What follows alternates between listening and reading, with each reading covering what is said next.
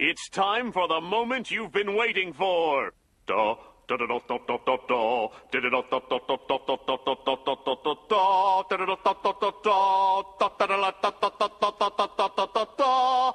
Da da da da da da da da. Tsh. Da da da da da da da da da da da da. Di da di di da di di da da da da da da da da da da da da da da da da da. Di da di li da di li di da. Di da di li di da di li da di li da di li da di li da di li da di da di da di di da. Hey, what's up guys, JK Discover here, and today what we're going to talk about is the brand new Cloud Breaker, or the DD3 from Discmania, and Eagle Man's new Signature Series disc.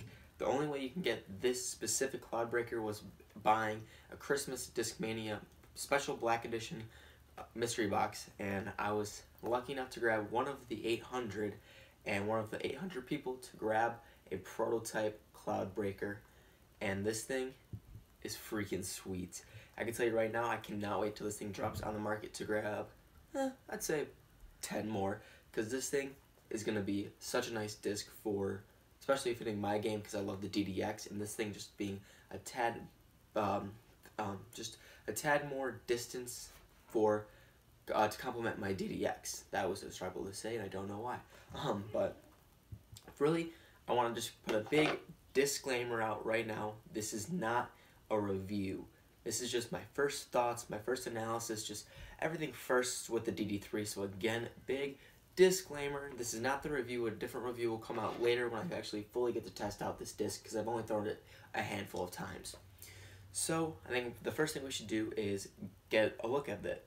So the Cloud Breaker, the first thing you could just see with this disc is the stamp and just how beautiful it looks. I think they did such a great job on Eagle McMahon's new Tour Series disc, and just the artwork, and whoever designed this, awesome job, because it looks freaking sweet. And I would say Discmania does a really good job with their Tour Series disc, because I'd say 10 out of 10 times they come out looking perfect. So yeah, that's the first thing that caught my eye, was the stamp. And then the next thing that I saw was the nice swirlies in it. It was I think the color combo in this disc was awesome, and the nice swirls in the background again were pretty cool looking. So I was thankful to grab a cool looking Cloud Breaker, because I've seen other ones that didn't really feel too good for my look, but hey, they all look pretty sweet. Now, the thing that I do with most of my discs right away is feel the pop top. I don't know if you can hear that, so we're gonna get a little closer. So yeah, the pop top. And this DD3 has got one. My DDX is in a C-line plastic, and it does not have a pop top. And that was one thing that I really liked about mine, is that because I do enjoy a nice pop top. I think it feels good in my hand, and everything about this disc just kind of felt good in my hand. So segueing from the pop top is the rim. The rim feels really good in my hand, and it was just, everything felt, comfortability-wise, felt really good for me, and I felt like I can just mash this thing. So next, let's just go on my first couple throws.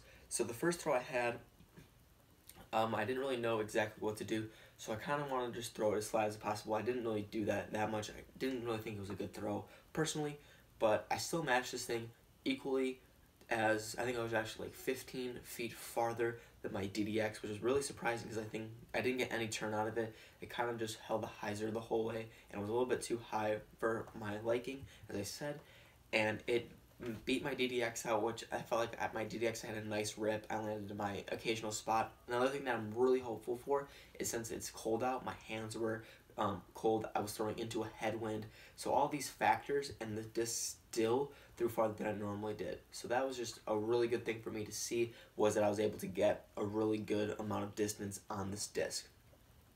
So on my second throw, again, I think I gave it hyzer, and I really didn't mean to.